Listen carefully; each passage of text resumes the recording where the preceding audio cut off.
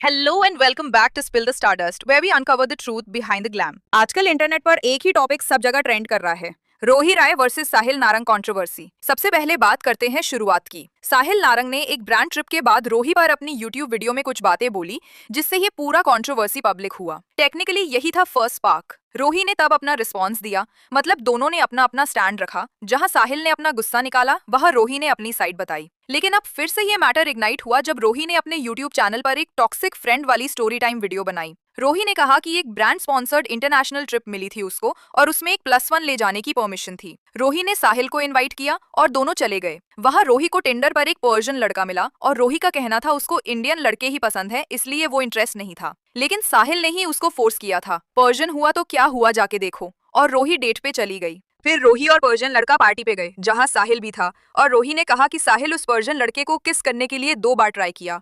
और वो पर्शियन लड़का रोही को ऊपर ले जाके पूछा, तेरा ये दोस्त क्या कर रहा है?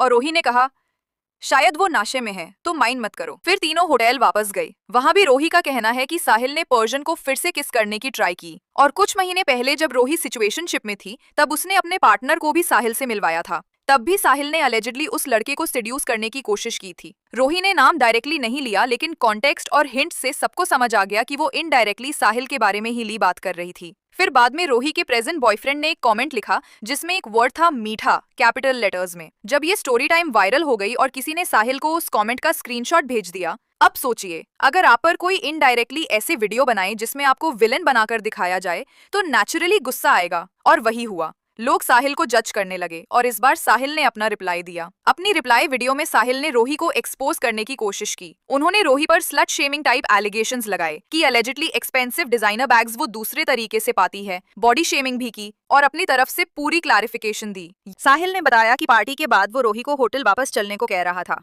क्योंकि साहिल को उस लड़के से बात करके समझ आ गया था कि वो लड़का इल्लीगल एक्टिविटी में है। लेकिन रोही ने साहिल से कहा कि वो दोनों उस लड़के के साथ जाएगी, पर साहिल नहीं माना और रोही उस लड़के के साथ चली गई। फिर साहिल होटल वापस आ गया। कुछ देर बाद दोनों होटल रूम में आए और साहिल की नींद भी खराब हो गई। साहिल ने रोही से कहा, प्लीज तुम इससे यहाँ से जाने के लिए कहो। तो रोही ने साहिल को कहा कि थोड़ी देर में वो चला जाएगा और दोनों वॉशरूम जाके सेक्स करने लगे। ये सब सुनकर साहिल को बहुत अनकंफर्टेबल हुआ। फिर वो लड़का सुबह तक होटल में ही रहा। ये साहिल का स्टेटमेंट था। अगर साहिल सच कह रहा है तो ये बहुत प्रॉब्लमैटिक लड़की है और ऐसे लोगों से दूर ही रहना चाहिए। दोस्ती तो भूल ही जाओ। पर अगर साहिल झूठ बोल रहा है तो ये बहुत वाहियत हरकत है। ये भी माना जा रहा है कि साहिल को अपने फैंस से मैसेजेस आए थे कि रोही सलोन्स में भी उनके बारे में नेगेटिव बातें कर रही है। ये सुनकर उनका गुस्सा और भड़क गया। लेकिन यहाँ एक और बड़ी प्रॉब्लम सामने आती है, टॉक्सिक फैंडम। जैसे ही कोई कंट्रोवर्सी होती है, फैंस बिना सोचे समझे अपने फेवरेट को सपोर्ट करने लग जाते हैं। एक तरफ रोही के ट्रोल्स शुरू हो गए, दूसरी तरफ साहिल के सपोर्टर्स उनकी हर बात ब्लाइंडली डिफेंड करने लगे। रिजल्ट एक नेशनल लेवल ड्रामा बन गई, जहां हर यूट्यूबर व्यूज के लिए इस पे कंटेंट बनाने लगा। व्यूज सबको चाहिए, लेकिन कुछ यूट्यूबर है भूखे नंगे हैं जो जिसके तरफ पलड़ा ज्यादा भारी होता है उसको सपोर्ट करते हैं, ताकि व्यूज के साथ साथ उसके फैंस का सपोर्ट भी मिले। रोही ने स्टोरी टाइम वीडियो में नाम तो मेंशन नहीं किया था, लेकिन अब वो एक रिप्लाई वीडियो बनाई। नहीं कहना चाहिए। मैं ऐसे गंदे काम करके डिजाइनर चीजें नहीं लेती हूँ। मैं भी सोशल मीडिया से ऑन करती हूँ और मैंने डायरेक्ट नाम भी नहीं लिया। और ये वीडियो से क्लियर होता है कि रोही साहिल के बारे में ही बोल रही थी। साहिल ने फिर रिप्लाई वीडियो बनाई कि कहती है, मैं किसी को डाउन नहीं करती, जिसको भी मिलती है मेरे बारे में नेगेटिव ही बोल के मुझे डाउन करती है। सच्ची बात यह है कि इसमें गलती दोनों की है। पहली बार शुरुआत साहिल ने की थी जब उन्होंने अपनी वीडियो बनाई, लेकिन दूसरी बार रोही ने भी गलती रिपीट की स्टोरी टाइम वीडियो बनाकर। पर्सनल ग्रजेस को पब्लिक बनाने से सिर्फ और सिर्फ नेगेटिविटी और ट्रोलिंग ही होती है और टॉक्सिक फैंडम उस नेगेटिविटी को और फ्यूल देता है। एक वक्त पर दोनों बेस्ट फ्रेंड्स थे, अब एक दूसरे के खिलाफ एक्सपोज वीडियोस बना रहे हैं। पर असली मैच्योरिटी तब होगी जब दोनों एक दूसरे की इज्जत करते हुए चुप रहना सीख जाएं। रोही और साहिल की कंट्रोवर्सी में दोनों की अपनी अपनी तरफ की कहानी है, लेकिन अगर न्यूट्रल पर्सपेक्टिव से देखा जाए तो सच ये है कि गलती दोनों की तरफ से हुई है।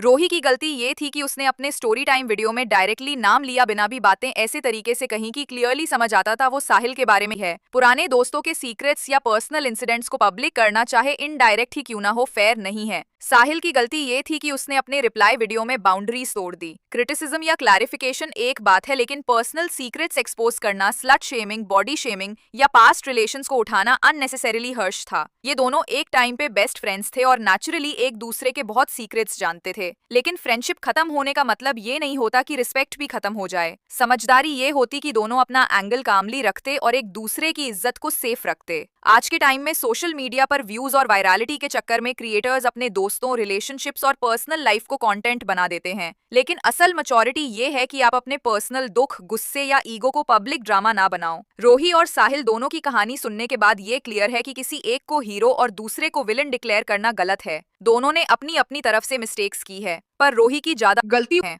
आपको क्या लगता है? कमेंट्स में अपना थॉट शेयर कीजिए। Thank you for watching spill the stardust. मिलते हैं अगले वीडियो में, तब तक के लिए bye bye and take care.